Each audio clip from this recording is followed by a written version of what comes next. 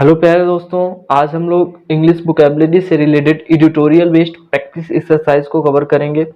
Editorial से related बहुत सारे क्वेश्चंस भी होंगे और आपको सीखने के लिए बहुत सारे वोकैबुलरी के वर्ड्स भी होंगे। ये एडिटोरियल का करने का मोटिव ये है कि हम लोग एडिटोरियल को कैसे समझें। कोई भी पैसेज दिया हो, कॉम्प्रिहेंशन वाला पार्ट्स एग्जाम में दिया हो तो उसको कैसे समझ के अपनी समझ को विकसित करके क्वेश्चन का आंसर कैसे दे सकें। तो स्टार्ट करते हैं आज के इस सेशन को। देखिए पैसेज क्या कह रहा है। Divorce can be the true test of marriage. Divorce marriage की असली परीक्षा होती है। डिवोर्स मैरिज का असली टेस्ट होता है। This was one takeaway. यह एक मुख्य कंक्लूजन है, एक मुख्य निष्कर्ष है। टेक अवे का मतलब निष्कर्ष या conclusion. From a case SC जज दिस वीक। यहाँ पे सुप्रीम कोर्ट ने एक केस को जज किया था इस हफ्ते। It was hearing a couple. यह एक हेयरिंग थी, कपल की, एक दंपति की सुनवाई थी। That one its path toward divorce, जो अब डिवोर्स की परिस्थिति से के रास्ते से होकर गुजर रहे थे। Took a singular leap and ask for its marriage to be declared invalid instant. जब उन्होंने एक यूनिक कदम उठा लिया और उन्होंने डिवोर्स देने के बजाय शादी को इनवैलिड करार करने के लिए बोला, on the ground that no custom rites and rituals. और तर्क दिया कि इनकी शादी में कोई भी रिट्स एंड रिचुअल्स, कोई भी कस्टम, कोई भी रीति रिवाज, और रिट्स एंड रिचुअल्स का मतलब होता है अगर आप किसी धर्म में शादी करते हैं तो वहां पे कोई अनुष्ठान होता है या मंत्रोच्चारण टाइप का होता है, उसी को रिट्स एंड रिचुअल्स बोलते हैं। तो कोई भी रिट्स एंड रिचुअल्स नहीं हुआ था, कोई भी कस्टम्स नहीं हुए थे, कोई भी रीति रिवाज नहीं हुआ था, परफॉर्म नहीं हुआ था, इसलिए इस मैरिज को इनवैलिड करने के लिए बोला गया। इस पे justice B V Nagarathna and Augustine George Masih granted a request relief. इस पे जो B V Ranganathan and Augustus George Masih ने इस फैसले को ग्रांट कर दिया, स्वीकार कर लिया और रिलीफ भी दिया। And also an illuminating tutorial on the Hindu marriage act 1955। और इल्यूमिनेटिंग का मतलब होता है प्रकाश डालना और ट्यूटोरियल का मतलब होता है गाइड करना। ये जो हिंदू मैरिज एक्ट था 1955 का, उस पे ये प्रकाश डालने का काम कर रहा था, ये जो केस था, और उसको गाइड करने का काम कर रहा था, वो एक मार्ग देने का काम कर रहा था। इट अ नटसेल, संक्षेप में कहे, पर law a marriage perform without appropriate ceremonies can not be said to be a solemnise. Law के अनुसार अगर कोई भी मैरिज बिना रीति रिवाज, बिना अप्रोप्रिएट कस्टम्स के होती है तो उसको हम सोलेमनाइज मैरिज नहीं बोलेंगे, मतलब एक संपन्न शादी नहीं बोल सकते हैं। Why is this jaw dropping, यह अचंभित करने वाली बात क्यों है। जॉ ड्रॉपिंग का मतलब अचंभित करना, तो अचंभित करने वाली बात क्यों है। Because up and down the country Indians get married in a glorious diversity of ways. क्योंकि देश में, हमारा देश बहुत बड़ा है और ईस्ट से लेके वेस्ट तक, नॉर्थ से लेके साउथ तक बहुत बड़ा देश है, और यहाँ पे बहुत सारी डाइवर्सिटीज है, बहुत सारी विविधताएं हैं, और इन विविधताओं के साथ लोग जैसे चाहे तैसे शादी कर सकते हैं। And all of these should have equal standing in the eyes of modern laws। और इन सभी को, ये जो शादियां हैं, इन सभी को बराबरी का अधिकार होना चाहिए कानून की नजर में।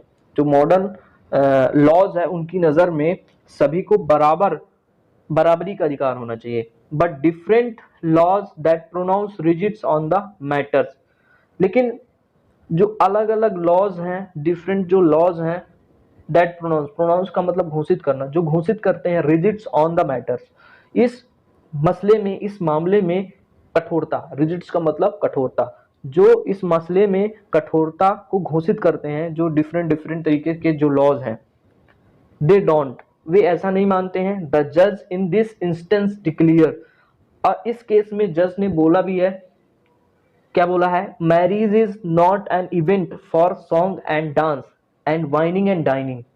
शादी कोई नाच गाना या खाने पीने का महोत्सव या उत्सव नहीं है।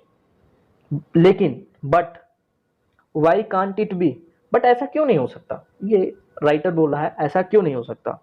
और rather in the countless cases where it already is a surely law shouldn't rain the party. यहाँ पे बहुत सारे ऐसे केसेस हैं जहाँ पे एक्चुअल में जो शादी है, शादी को नाच गाने और हंसी माहौल वाले उत्सव को मानकर करते हैं, तो surely law shouldn't rain the party, तो कोर्ट या सरकार को या लॉ एंड ऑर्डर को उन लोगों को परेशान नहीं करना चाहिए, उन लोगों को रैन नहीं करना चाहिए, परेशान नहीं करना चाहिए। देखिए जो इस तरीके से शादियां करते हैं, नाच गाना हंसी माहौल वाली शादियां करते हैं, तो उनको उन पे कोई सरकार की पाबंदी नहीं होनी चाहिए। HMA itself has been criticized, HMA को भी क्रिटिसाइज किया गया है, हिंदू मैरिज एक्ट को भी क्रिटिसाइज किया गया है for fronting wedding practices over time. समय के साथ जो लोग शादियां कर रहे हैं उसकी प्रैक्टिस में कमी आ रही है।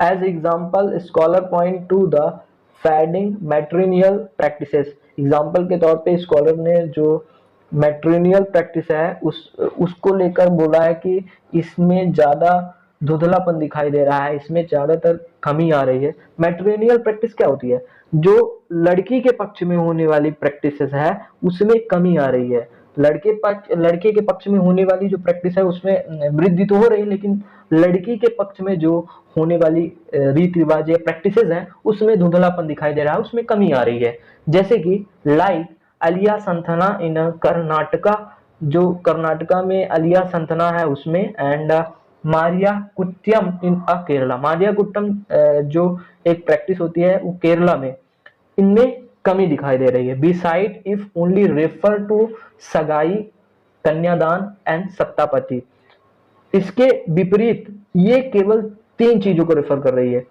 सगाई कन्यादान और सप्तपति, केवल ये 3 चीजें हैं जिसको रेफर किया जा रहा है। दैट वेरी डिस्परेटिंग फॉर, ये बहुत निराशाजनक है, फॉर से शुभो दृष्टि एंड अरुंधति नक्षत्र, ये शुभो दृष्टि और अरुंधति नक्षत्र के लिए बहुत ही डिस्ट्रिक्टरिंग है, बहुत ही निराशाजनक है। Not to the mention all marriage that completely sidestep the name trinity, और यहाँ पे जो उन शादियों को भी नहीं भूलना चाहिए, उन शादियों को भी नहीं भुलाना चाहिए जो बिल्कुल ही इन चीजों को नजरअंदाज कर रही हैं।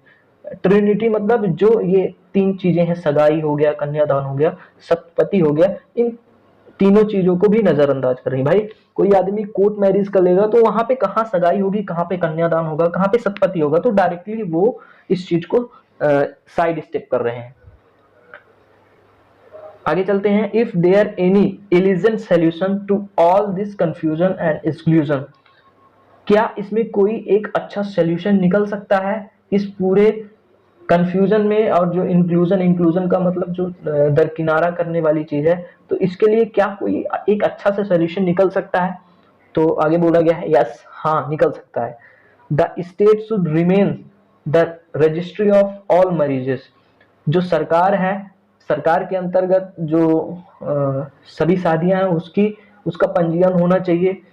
But no longer have anything to do with the sacraments and ceremonies, जो सेक्रीमेंट्स हैं, जो सेरेमनीज हैं, मतलब जो रीति रिवाज हैं, कैसे शादियां होंगी, रीति रिवाज हैं, कैसे परफॉर्म किया जाएगा उन रीति रिवाज का, तो इस पे सरकार का हस्तक्षेप नहीं होना चाहिए। The special marriage act 1954 does wear the dress of such solution, जो स्पेशल मैरिज एक्ट है 1954 का, वो इस भूमिका में, इस तरीके की भूमिका में एक सॉल्यूशन की तरह है। But from its 13 days notice, लेकिन इसके लिए क्या करना पड़ेगा, स्पेशल मैरिज एक्ट के लिए हमको 13 डेज का नोटिस कोर्ट में पेश करना पड़ेगा, देना पड़ेगा, मतलब उसको सूचित करना पड़ेगा कि हम लोग शादी कर रहे हैं। To being undermined by the anti conversion law, जो एंटी कन्वर्जन लॉ है उसको लागू करके जो स्पेशल मैरिज एक्ट है उसको कमजोर करने की कोशिश की जा रही है। Its embodies reality is the citizens unfriendly, अब जो प्रावधान रह गया है वो सिटीजन्स के लिए अनफ्रेंडली है। More over the vast majority of the marriage that place under other religion based law। इसके अलावा जो ज्यादातर मैरिज हैं, ज्यादातर जो शादियां हैं वो रिलीजन बेस्ड होती हैं, वहां पे रिलीजन बेस्ड कस्टम के तहत शादियां हो रही हैं। Which like HMA have very specific requirements for the solemnised. HMA के अनुसार, हिंदू मैरिज एक्ट के अनुसार बहुत ही स्पेसिफिक रिक्वायरमेंट्स होती है शादी को सोलमनाइज करने के लिए, संपन्न करने के लिए, शादी को संपन्न बनाने के लिए बहुत ही स्पेसिफिक रिक्वायरमेंट्स होती है। What we need is the dramatically reform version of SMA। हमें क्या जरूरत है कि जो SMA है उसके वर्जन में रिफॉर्म करने की, where it become the sole interface between state law and citizens. जहां पर ये जो कानून है वो सरकार, लॉ और सिटीजन्स के बीच एक इंटरफेस देता है। Why should the state only recognize marriage that limit themselves to rigid menu of option? सरकार को केवल उन मैरिज को मान्यता क्यों देनी चाहिए जो एक रिजिड मेन्यू ऑप्शंस रखते हैं, एक कठोर ऑप्शंस रखते हैं। Real India certainly doesn't. हालांकि वास्तविक जो भारत है वो इससे तर्क संगत नहीं है। क्वाइट हैप्पीली सो, शुक्र है और बहुत खुशी की बात है, बट ऐसी remind us how vulnerable this happiness is. But जो सुप्रीम कोर्ट है वो याद दिला दिया है कि ये जो खुशियां हैं उसमें कितना रिस्क है, ये कितनी रिस्की हैं। Better check if your wedding meets the appropriate ceremony criteria. तो इससे बेहतर है कि आप पहले से चेक कर लो, पहले से क्लियर कर लो कि आप किस कस्टम, किस एप्रोप्रिएट सेरेमनी के अकॉर्डिंग वेडिंग कर रहे हो। सो ये था पैसेज जिसमें एक कपल ने कोर्ट में केस फाइल किया था जो एक डिवोर्स की स्थिति में थे, और उन्होंने एक यूनिक मांग की कि इस शादी को इनवैलिड करार दे दिया जाए, और तथ्य दिया कि इस शादी में कोई भी रिट्स एंड रिचुअल्स को परफॉर्म नहीं किया गया था, कोई भी रीति रिवाज को परफॉर्म नहीं किया था, इसलिए इस शादी को इनवैलिड करार दे दिया जाए। इसी के अकॉर्डिंग पैसेज था, और जिसमें राइटर ने बोला कि सरकार को क्या करना चाहिए और हमें क्यों रिट्स एंड रिचुअल्स को फॉलो करना चाहिए, यही बेसिकली पैसेज था। तो चलिए क्वेश्चन की ओर चलते हैं। तो पहला क्वेश्चन है, what is the tone of passage. Passage की टोन क्या है? क्रिटिकल है, इनडिफरेंट है, एम्यूज्ड है, सिंपैथेटिक है। एम्यूज का मतलब होता है आश्चर्यचकित होना, सरप्राइज हो जाना। सिंपैथेटिक का मतलब होना सहानुभूतिपूर्ण, और इनडिफरेंट का मतलब होता है कोई चीज महत्वपूर्ण ना होना। तो ये इस पैसेज की टोन क्रिटिकल इस पैसेज की टोन है। अब देखिए ये क्वेश्चन क्या बोला है, what is the main theme of the passage. Option दिया है, the necessity of traditional ceremonies in marriage. शादी के अंदर ट्रेडिशनल सेरेमनीज कितना महत्व रखता है, कितना उसका महत्वपूर्ण स्थान है, इसके बारे में बताया है। Option number B, legal complexity and diversities in marriage practices. Marriage practices में कितनी सारी कॉम्प्लेक्सेस हैं और डाइवर्सिटीज हैं, इसके बारे में बताया गया है। The importance of song and dance at wedding. Wedding के अंदर सॉन्ग एंड डांस का कितना महत्वपूर्ण है उसके बारे में बताया है। The role of the Supreme Court in personal matter. Personal matter में सुप्रीम कोर्ट का क्या रोल है इसके बारे में बताया है। तो मेन थीम क्या है, मैरिज जो प्रैक्टिस है उसकी कॉम्प्लेक्सिटिविटी और उसकी डाइवर्सिटी के बारे में बताया है। ऑप्शन नंबर बी हमारा करेक्ट है। Based on the discussion in the passage, which of the following best reflect the criticism of the Hindu Marriage Act 1955 regarding the cultural diversity? Passage के अनुसार हिंदू मैरिज एक्ट को कहाँ पे criticise किया गया, किसके अंतर्गत, रिगार्डिंग कल्चरल डाइवर्सिटी के अंतर्गत, एक जो सामाजिक, एक सांस्कृतिक जो डाइवर्सिटी है उसके अंतर्गत कहाँ पे हिंदू मैरिज एक्ट को क्रिटिसाइज किया गया। The act has been praised for the preserving traditional marriage ceremonies across different Indian cultures. नहीं, ये यहाँ पे प्रेज थोड़ी किया गया है, प्रेज नहीं किया गया है, इसलिए ये ऑप्शन नहीं होगा. The act has been criticised for not acknowledging and preserving matrilineal practices has been as Elia Santhana and Marua Khatyam which has been fade over time. देखिए यहाँ पे जो मैट्रिनियल साइड है, मैट्रिनियल साइड की जो प्रैक्टिसेस हैं, जो पुत्री पक्ष की जो प्रैक्टिसेस होती हैं, ट्रेडिशनल होते हैं, रीत रिवाज होते हैं, जैसे अलिया संथाना एंड मारुआ खत्यम जो प्रैक्टिस होती है उसमें कमी आ रही है, समय के अनुसार उसमें धुंधलापन दिखाई दे रहा है. तो ये तो होगा, पैसेज में डायरेक्टली ये बोला गया है. ऑप्शन नंबर बी करेक्ट है. According to the passage, which of the following best illustrate the impact of Hindu Marriage Act (HMA) on traditional wedding practices? Passage के अनुसार HMA हिंदू मैरिज एक्ट का traditional marriage practices के ऊपर क्या impact पड़ रहा है, क्या प्रभाव पड़ रहा है, ये बताना इसमें ऑप्शन नंबर ए है. The HMA promotes the specific ceremonies such sagai, कन्यादान and saptapadi which has been result in the marginalization of other traditional practices. हाँ, ये तो प्रमोट हो रहा है, जो सगाई हो गया, कन्यादान हो गया और सप्तपति हो गया, ये चीजें कन्या पक्ष में तो प्रमोट हो रही हैं, लेकिन और जो ट्रेडिशनल चीजें हैं वो गायब हो रही हैं, उसमें आगे चल के धुंधलापन दिखाई दे रहा है. तो ये ऑप्शन नंबर एक करेक्ट है हमारा. अब इस एप्रोप्रिएट वर्ड का हमको सिनोनिम्स बताना है. कॉम्प्रिहेंड, कॉम्प्रिहेंड का मतलब होता है समझाना, किसी चीज को समझाना कॉम्प्रिहेंड कहलाता है. डिस्टॉर्ट का मतलब क्या होता है, खराब, कोई चीज खराब होती है डिस्टॉर्ट कहलाती है. डेटर्ड, किसी चीज को रोकना डेटर्ड कहलाता है. एसिमिलेट, एसिमिलेट का मतलब समझाना, किसी चीज को समझाना एसिमिलेट, यही सिनोनिम्स होगा. और कॉम्प्लेक्स का मतलब जटिल होना, कठिन होना, कॉम्प्लेक्स कहलाता है. तो ऑप्शन नंबर सी एसिमिलेट, किसी चीज को समझाना, कॉम्प्रिहेंड का सिनोनिम्स होता है. अब इस क्वेश्चन में हमको वन वर्ड सब्स्टिट्यूशन बताना है. द थ्योरी और फिलोसफी ऑफ लॉ, लॉ की फिलोसफी और थ्योरी क्या कहलाती है. अब देखिए, लॉ से जुड़ी चीजें ज्यूरी कहलाती हैं, और ज्यूरी में बहुत सारे मेंबर होते हैं, ज्यूरी में बहुत सारे मेंबर होते हैं जो डिसीजन करते हैं, है ना, जो न्याय करते हैं.